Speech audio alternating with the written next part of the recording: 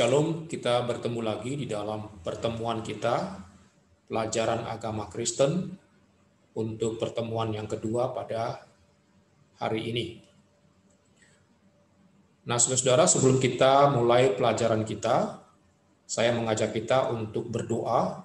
Kita berdoa minta pertolongan Tuhan agar kita bisa memahami dan mengerti dengan baik apa yang kita boleh pelajari bersama-sama pada hari ini.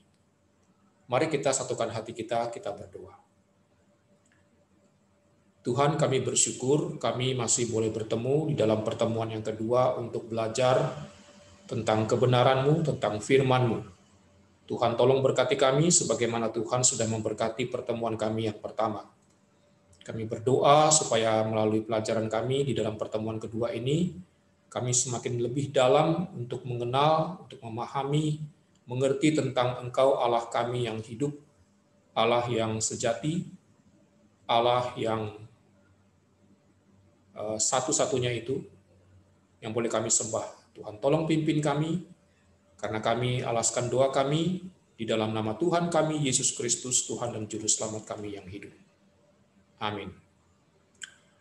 Anak-anak, kita sudah belajar di dalam pertemuan pertama kita tentang siapakah Allah. Ya, kita tahu bahwa Allah yang kita sembah, Allah yang kita berdoa kepadanya adalah Allah yang hidup. Dia bukan Allah yang mati. Dia Allah yang sejati, bukan Allah yang palsu.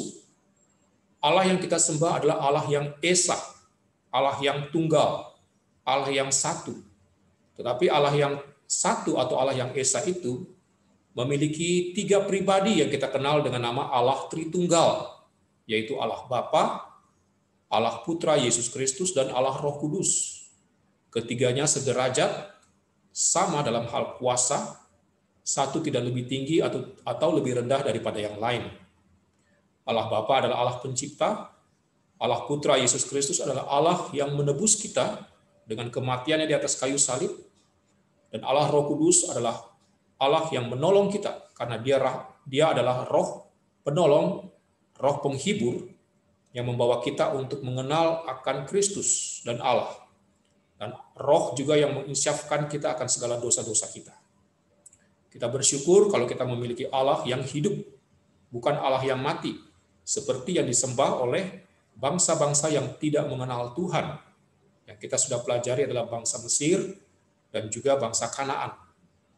Nah, pada hari ini kita akan melanjutkan kembali pelajaran kita tentang Allah, dan kita akan semakin lebih mengenal oleh karena Allah yang kita sembah itu adalah Allah yang ingin supaya dirinya dikenal oleh kita. Oke.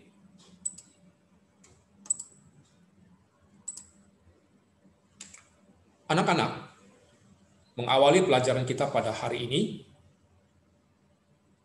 saya ingin bertanya, apakah Allah ada?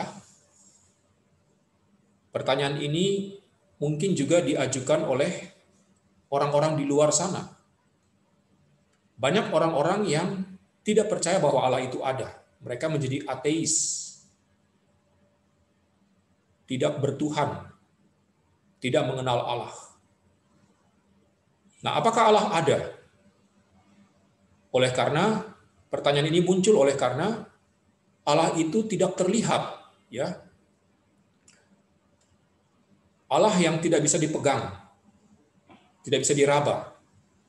Allah yang seolah-olah tidak bisa dibuktikan keberadaannya, ya.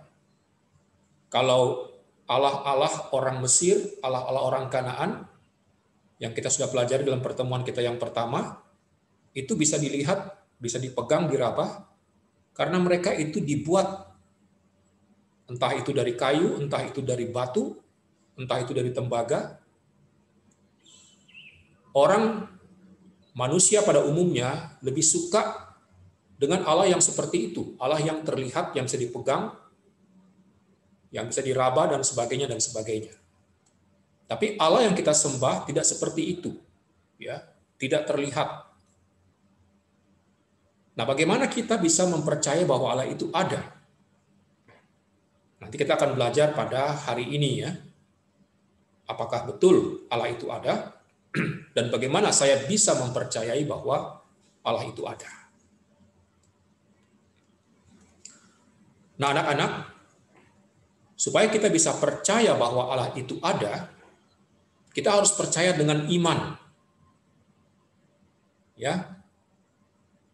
Iman itu apa? Di dalam kitab Ibrani 11 ayat 1 ditulis bahwa iman itu adalah dasar dari segala sesuatu yang kita harapkan dan bukti dari segala sesuatu yang tidak kita lihat. Lalu Ibrani 11 ayat 6 ditulis, sebab barang siapa berpaling kepada Allah, ia harus percaya bahwa Allah ada dan bahwa Allah memberi upah kepada orang yang sungguh-sungguh mencari Dia. Nah, di sini kita melihat, kalau kita berpaling kepada Allah, artinya kalau kita mengarahkan hati kita kepada Allah, kalau kita mengarahkan pandangan kita kepada Allah, kalau kita ingin sungguh-sungguh mencari Allah, maka kita harus percaya bahwa Allah ada. Percaya itu apa? Iman. Jadi kita harus percaya dengan iman kita bahwa Allah itu ada. Dan kalau kita sudah percaya dengan iman kita bahwa Allah itu ada, Allah akan memberikan upah kepada kita. Yaitu kita yang sungguh-sungguh ingin mencari Dia. Kita yang rindu agar Tuhan menyatakan dirinya kepada kita. Tuhan akan memberikan upah kepada orang-orang yang demikian. Kita lihat lagi. Tadi saya mengatakan, bagaimana kita bisa percaya kalau Allah itu ada? Apa buktinya? Eksistensi atau keberadaan Allah itu bisa dibuktikan dari apa? Yang pertama dari ciptaan-ciptaannya. Ya.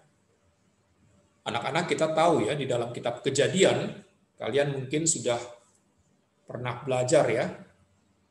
Nah, saya juga sudah pernah ajarkan untuk anak-anak yang waktu masih SD ya, penciptaan dari hari pertama sampai harinya yang ke-6 ya. Tuhan menciptakan mulai dari menciptakan terang, lalu menciptakan langit, menciptakan cakrawala, benda-benda penerang, menciptakan burung, menciptakan binatang di udara, di laut dan di darat, menciptakan tumbuh-tumbuhan, juga menciptakan manusia. Dan hari yang ke-7 Tuhan beristirahat, yang kita kenal dengan hari Sabat atau hari perhentian. Nah, anak-anak, dari semua ciptaan Allah ini, jikalau kita amati, kita mau tidak mau harus mengakui bahwa Allah itu ada. Ya. Coba saja kalian perhatikan, nonton misalnya Animal Planet atau National Geography tentang animal.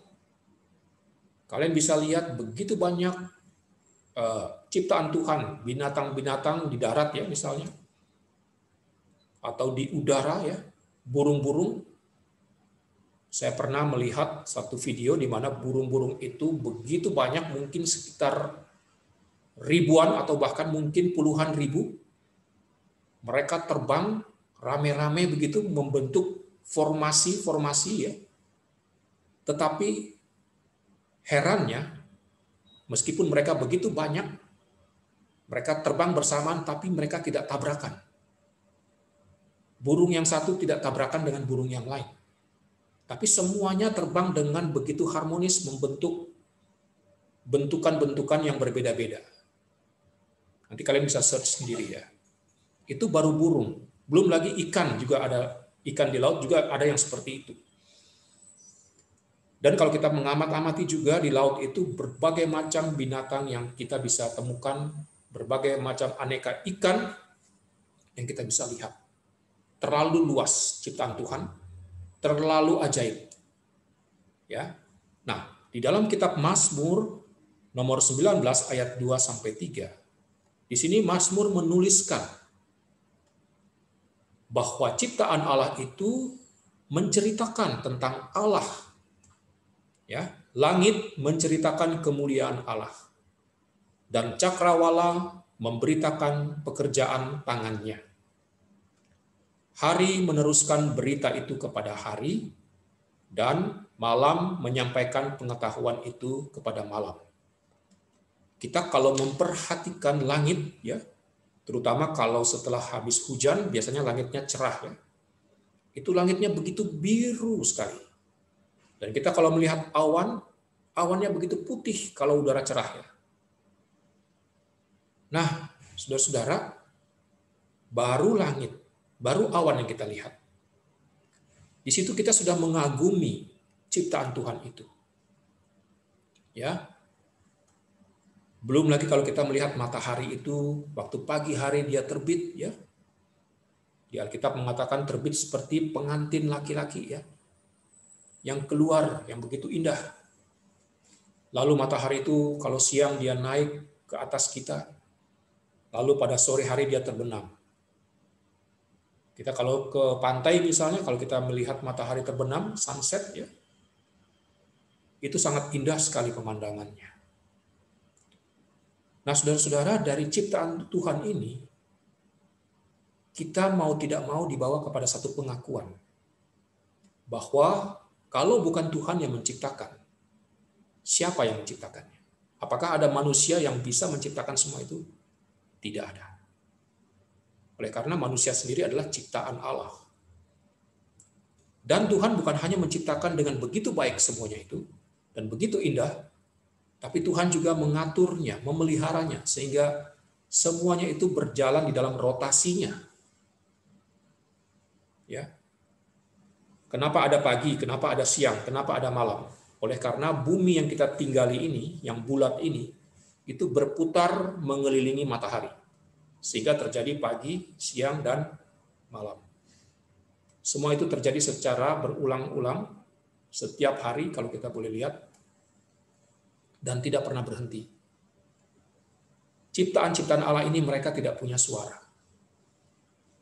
Tetapi dengan semua yang mereka tunjukkan kepada kita itu, yang kita bisa lihat, mereka membuktikan bahwa ini loh, yang menciptakan semua ini adalah Tuhan.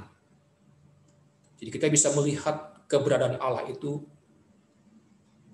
melalui apa? Melalui ciptaan-ciptaan Allah. Oke. Lalu selain ciptaan-ciptaan Allah, apa yang menjadi bukti bahwa Allah itu benar-benar ada?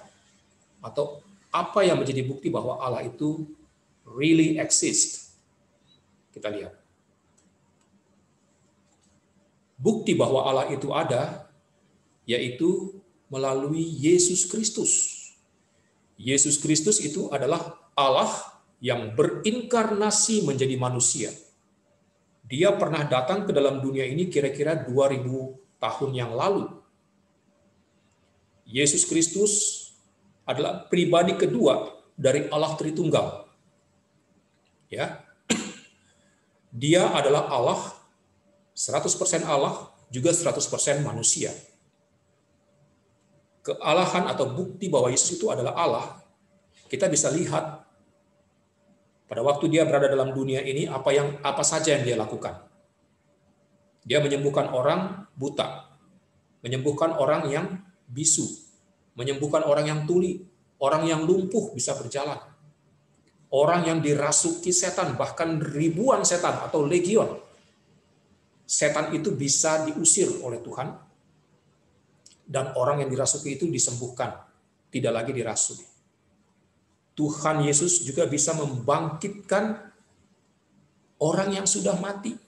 Ya, dia bisa mengubah air menjadi anggur, dan masih banyak lagi mujizat-mujizat lain yang Tuhan Yesus lakukan yang menunjukkan bahwa dia itu Allah. Dan yang paling penting adalah apa? Yesus mengampuni dosa orang atau dosa manusia. Ya, kita tahu ceritanya waktu ada orang beberapa orang menggotong orang yang lumpuh, ya, mereka masukkan orang itu dari atas rumah. Lalu waktu sampai di depan Yesus, Yesus mengatakan apa? Dosamu sudah diampuni.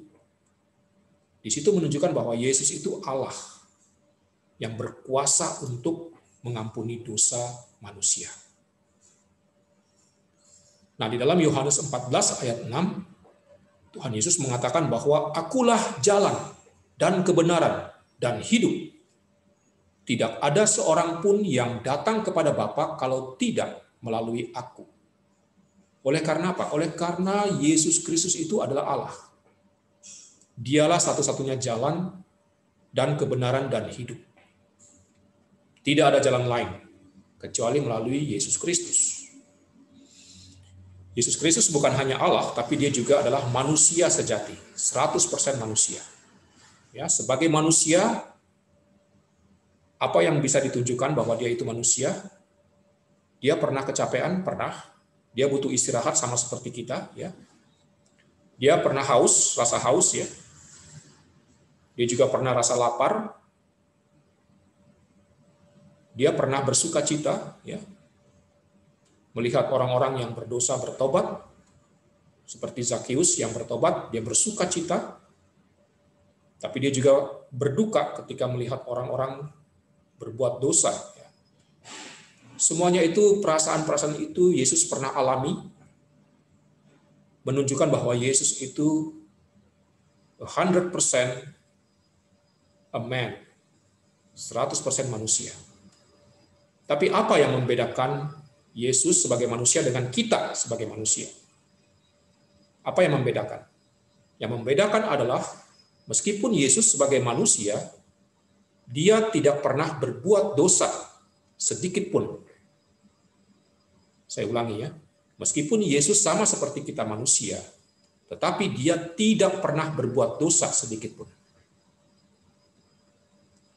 Lalu di dalam Kolose 2 ayat 9, tertulis bahwa sebab di dalam dialah ini ditulis dalam huruf besar, ini menunjukkan kepada Yesus.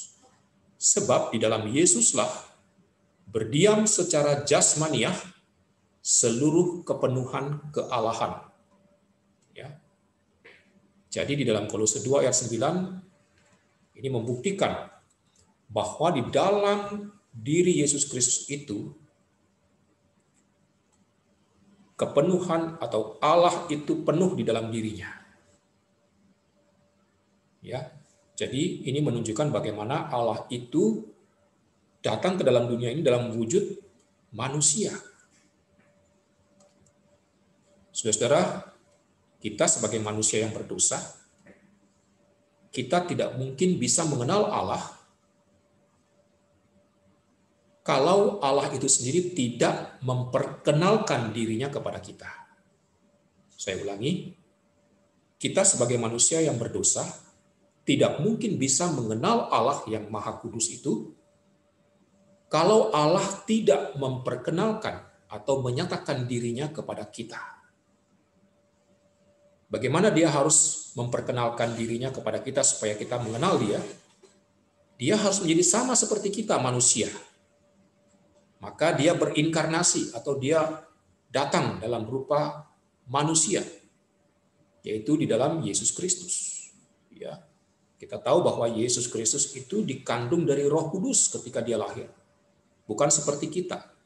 Kita lahir oleh karena ada keinginan dari orang tua kita, papa dan mama kita. Tapi Yesus Kristus lahir dikandung dari Roh Kudus. Dan dia mengalami semua yang kita alami, seperti tadi yang saya katakan. Tapi sebagai manusia dia tidak pernah berbuat dosa. Apakah Yesus datang ke dalam dunia ini hanya sekedar untuk menunjukkan kepada kita bahwa dia itu Allah? Tidak. Yesus Kristus datang ke dalam dunia ini untuk satu misi, tujuan yang Tuhan Allah Bapa perintahkan, yaitu untuk apa? Untuk menjadi penebusan bagi kita. Jadi Yesus Kristus datang ke dalam dunia ini untuk apa? Untuk mati di kayu salib. Supaya dia dipermuliakan di atas kayu salib itu. Oleh karena apa?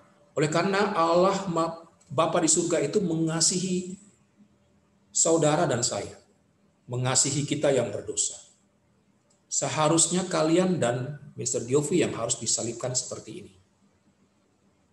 Tapi oleh karena Allah Bapa di surga mengasihi kita, dia rela datang ke dalam dunia ini dalam wujud manusia, yaitu dalam Yesus Kristus. Dia rela untuk disalibkan, dan dia mati, dikuburkan, tapi pada hari ketiga dia bangkit dari kematian. Lalu dia naik ke surga, dan dia berjanji untuk datang kembali kedua kalinya untuk menghakimi orang yang percaya maupun orang yang tidak percaya. Nah, saudara-saudara, kematian Yesus di atas kayu salib ini memperdamaikan kita yang berdosa ini, yang relasinya sudah rusak dengan Tuhan Allah, itu diperdamaikan dan dipulihkan kembali.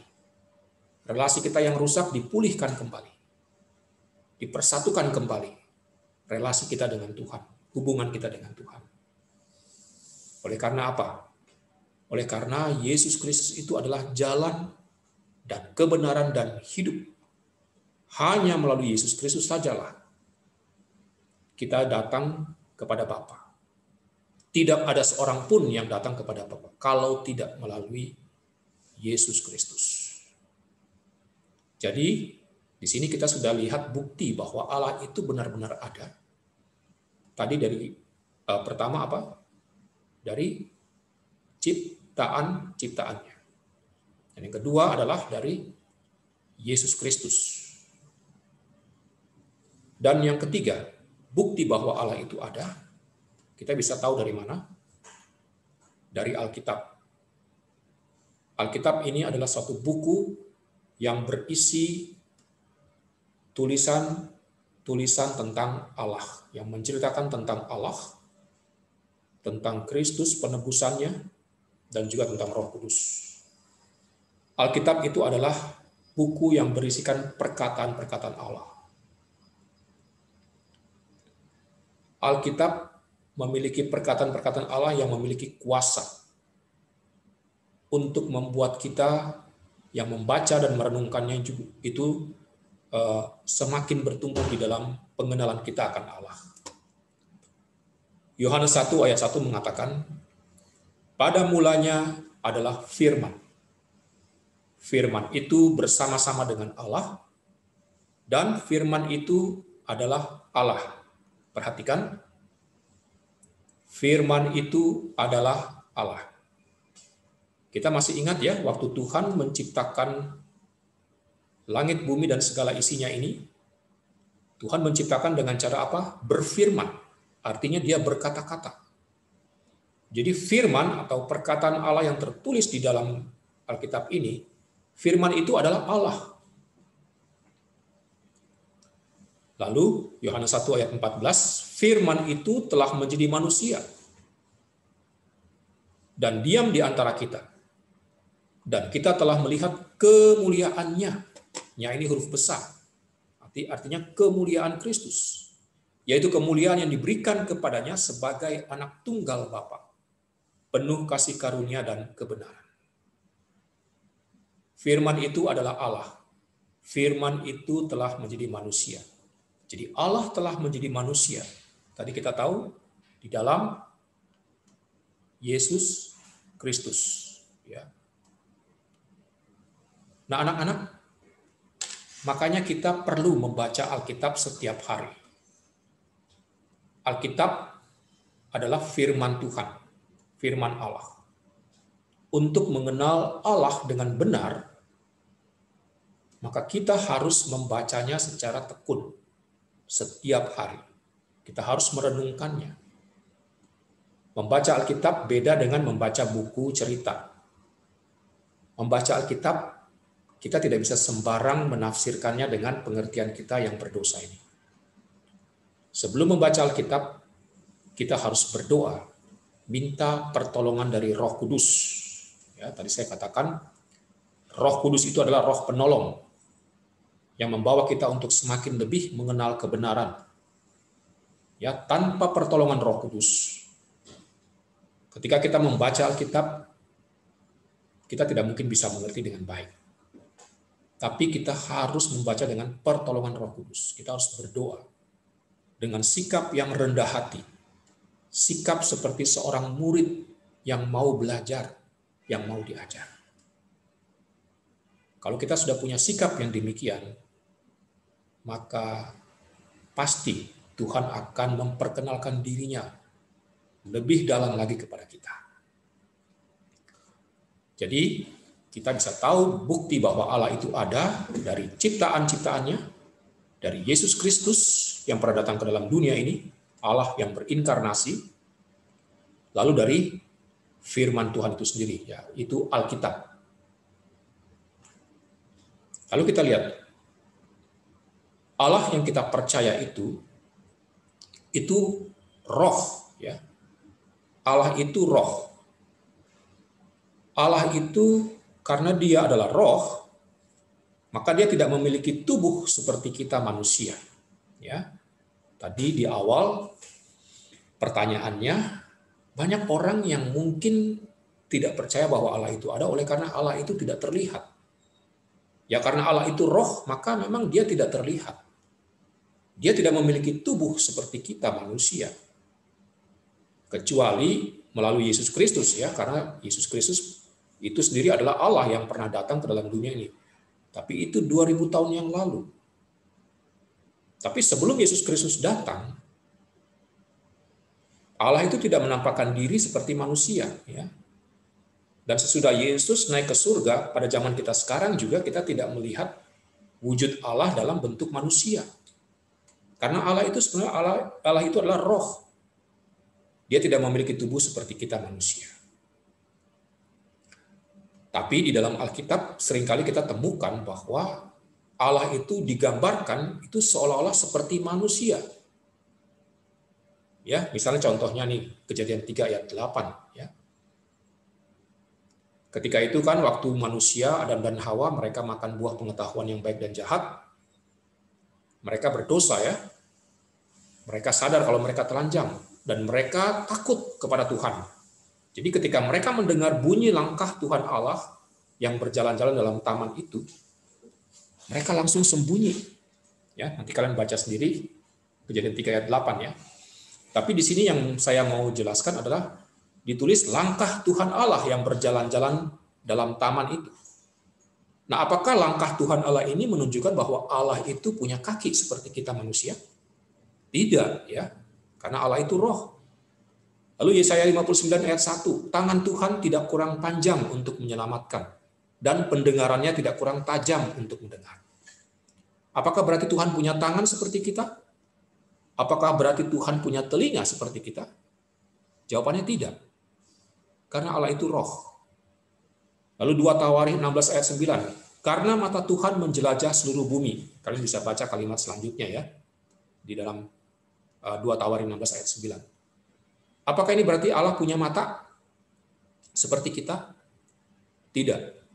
Matius 4 ayat 4, ada tertulis, manusia hidup bukan dari roti saja, tetapi dari setiap firman yang keluar dari mulut Allah.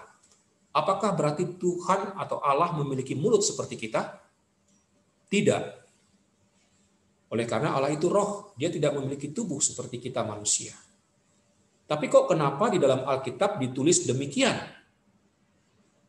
Nah, saudara-saudara, di dalam bahasa teologisnya, Alkitab atau penulis Alkitab menuliskan demikian itu dalam bentuk anthropomorphism. Ya, ini anthropomorphism itu dalam bahasa Yunani, ya, yang diambil dari kata anthropos, artinya manusia, morphe itu bentuk atau wujud. Jadi anthropomorphism itu adalah Allah digambarkan dalam bentuk manusia. Mengapa Allah digambarkan dalam bentuk manusia? Supaya kita manusia ini, yang terbatas ini, kita bisa mengerti Allah yang tidak terbatas itu dengan benar. Kalau Allah tidak digambarkan seperti kita manusia, kita sulit mengerti dan mengenal Allah. Ya, maka ditulis Allah melangkah, ya. Tangan Tuhan tidak kurang panjang, ya. Mata Tuhan menjelajah, ya. Firman keluar dari mulut Allah. Semuanya dilukiskan dalam bentuk wujud seolah-olah Allah itu seperti manusia. Supaya kita manusia ini bisa mengerti dengan baik tentang Allah. Karena apa? Karena kita punya mulut, kita punya mata, ya. Kita punya tangan, kita punya kaki. Maka Allah itu digambarkan seperti kita. Itu tujuannya supaya kita mengerti dan memahami Allah dengan baik.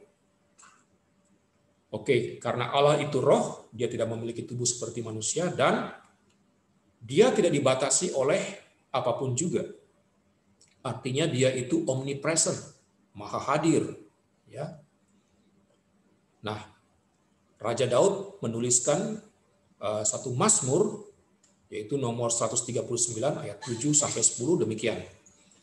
Kemana aku dapat pergi menjauhi rohmu? Mu-nya ini huruf besar menunjukkan kepada roh Allah ya. Kemana aku dapat pergi menjauhi rohmu? Kemana aku dapat lari dari hadapanmu? Jika aku mendaki ke langit, engkau di sana. Jika aku menaruh tempat tidurku di dunia orang mati, di situ pun engkau. Jika aku terbang dengan sayap fajar dan membuat kediaman di ujung laut, juga di sana tanganmu akan menuntun aku dan tangan kananmu memegang aku. Jadi Raja Daud menuliskan puisi dari Mazmur ini, itu dia menunjukkan bahwa Allah itu tidak bisa dibatasi oleh tempat. Allah itu tidak dibatasi oleh waktu. Allah itu tidak dibatasi oleh apapun juga. Ya. Jadi Raja Daud ini dia menuliskan kalau dia mendaki ke langit atau kalau dia naik ke langit ya, langit itu di atas ya. Tuhan ada di sana. Kalau dia menaruh tempat tidur di dunia orang mati, Tuhan juga di situ. Kita tahu kalau orang sudah mati itu harus dikubur. Sebelum dikubur, tanah harus digali kira-kira 10 meter dalamnya. Baru peti mati dimasukkan ke dalam tanah itu baru dikubur. Jadi Daud kalau dia menulis kalau seandainya dia turun ke dalam dunia orang mati, artinya kalau dia turun di bawah bumi, maka Tuhan juga ada di sana. Jadi entah kalau dia di langit di atas, entah kalau dia turun ke bumi di bawah, Allah ada di sana. Dan kalau seandainya dia juga bisa terbang seperti burung ya, lalu dia terbang ke ujung laut, Tuhan juga ada di sana. Jadi tidak ada batasan yang bisa membatasi kehadiran Allah, karena Dia Maha Hadir. Ya, kalau kita berdoa di sini, lalu ada orang lain berdoa di negara lain, apakah Allah hanya mendengar doa kita di sini dan tidak mendengarkan doa orang di negara lain? Tidak ya. Kalau kita berdoa di sini dan orang Kristen berdoa di negara lain, Tuhan mendengarkan kita. Dan Tuhan juga mendengarkan orang Kristen itu. Dan Tuhan juga hadir secara menyeluruh. Dia nggak hadir sebagian. Artinya sebagian dia di sini, sebagian dia di sana. Tidak. Dialah hadir secara utuh, lengkap, menyeluruh. Baik di sini maupun di negara lain. Maka kalau kita berdoa di sini, ada orang Kristen lain juga berdoa di negara lain, Tuhan hadir di sini dan juga Tuhan hadir di sana. Dan Tuhan mendengarkan doa-doa orang-orang Kristen yang berdoa dan berseru kepada Dia. Oke, lalu kita lihat Allah itu tidak terbatas. Infinite, ya. Karena Dia tidak terbatas, Dia melakukan segala sesuatu sesuai kerelaannya. Ya. Daniel 4 ayat 35. Coba kita lihat sebentar ya. Daniel 4 ayat 35.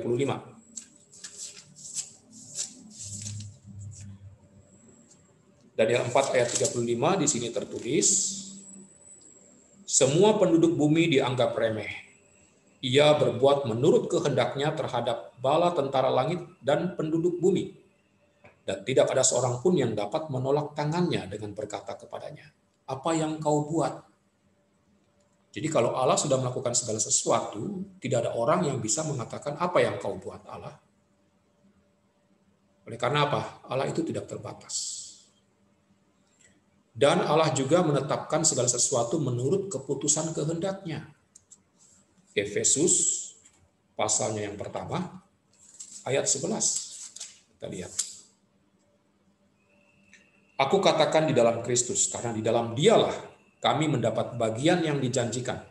Kami yang dari semula ditentukan untuk menerima bagian itu sesuai dengan maksud Allah, yang di dalam segala sesuatu bekerja menurut keputusan kehendak-Nya.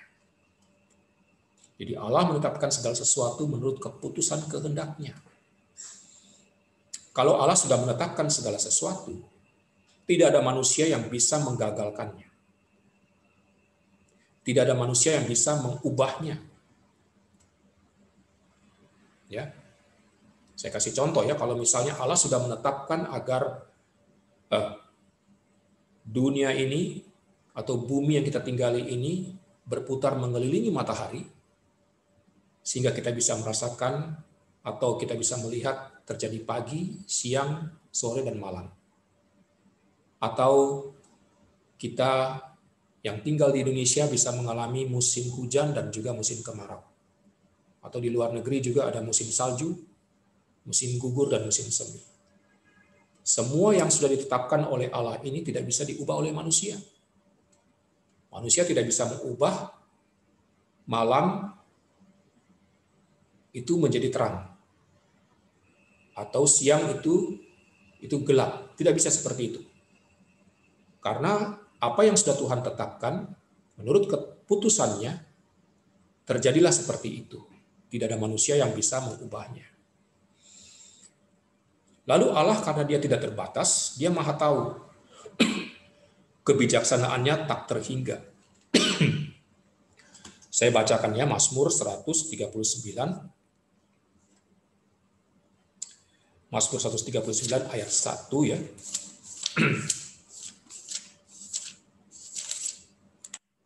Tuhan, Engkau menyelidiki dan mengenal aku.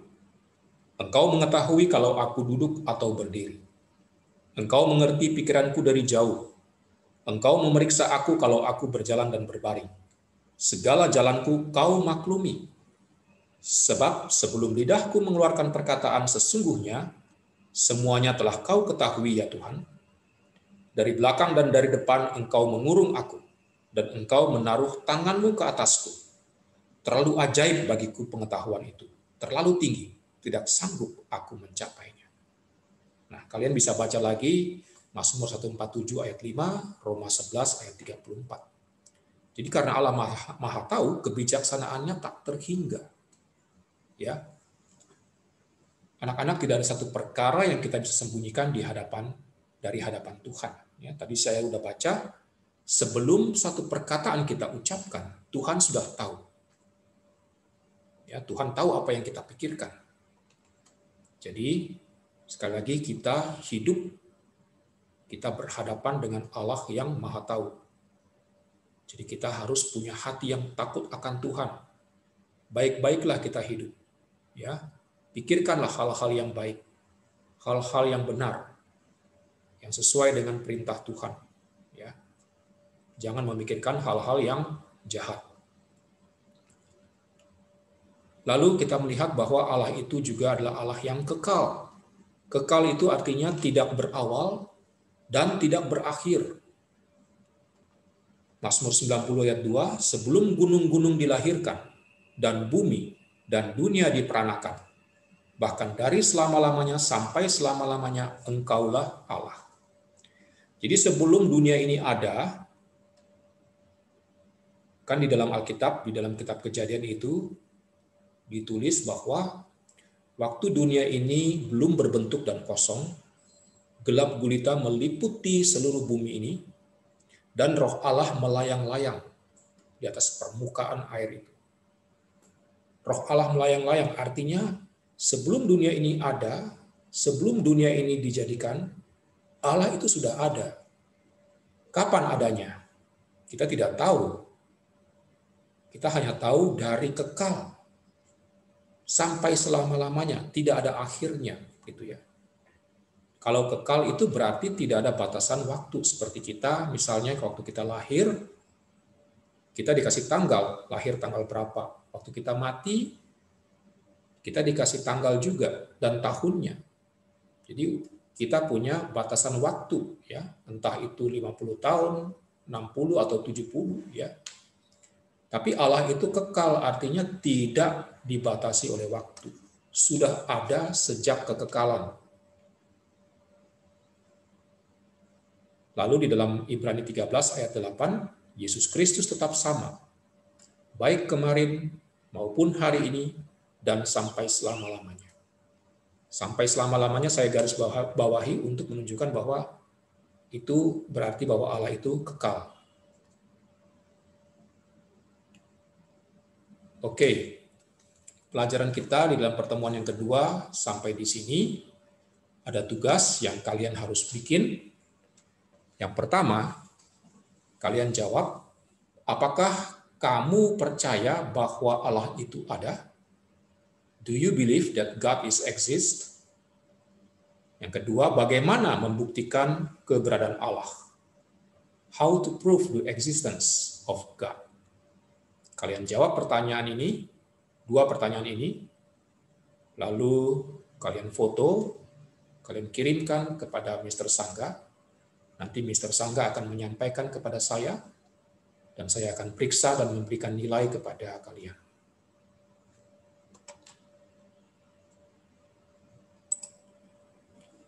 Oke, saudara-saudara, pelajaran kita dalam pertemuan yang kedua sampai di sini. Saya berharap kita bisa semakin lebih mengenal Allah yang kita sembah itu. Kita sudah tahu bahwa Allah itu adalah Allah yang kekal, ya. Dan Allah itu juga tidak terbatas, tidak dibatasi oleh waktu. Dan kita juga sudah belajar bahwa Allah itu adalah Allah yang bisa dibuktikan kehadirannya di dalam kehidupan kita. Kiranya pelajaran kita ini menjadi berkat bagi kita semua. Ya, Tuhan Yesus memberkati kita. Mari kita berdoa, kita akhiri pelajaran kita ini. Tuhan, kami bersyukur, kami berterima kasih pertemuan kedua ini sudah Tuhan pimpin, dan kami boleh belajar banyak hal tentang Engkau. Tuhan, tolong kami supaya kami juga diberikan hati yang mau taat kepada Tuhan, mau melakukan segala perintah Tuhan. Berikan kepada kami kerinduan juga untuk belajar akan firman-Mu dengan lebih tekun, lebih teliti, supaya dengan demikian kami bisa mengenal Engkau yang adalah Allah kami yang hidup dan sejati. Terima kasih Bapa. Di dalam nama Tuhan kami, Yesus Kristus, kami berdoa dan kami bersyukur. Amin. Oke anak-anak, Tuhan memberkati kita. Jangan lupa tetap jaga kesehatan. Ya, ingat, selalu memakai masker. Ya, ingat untuk menjaga jarak. Ingat untuk mencuci tangan.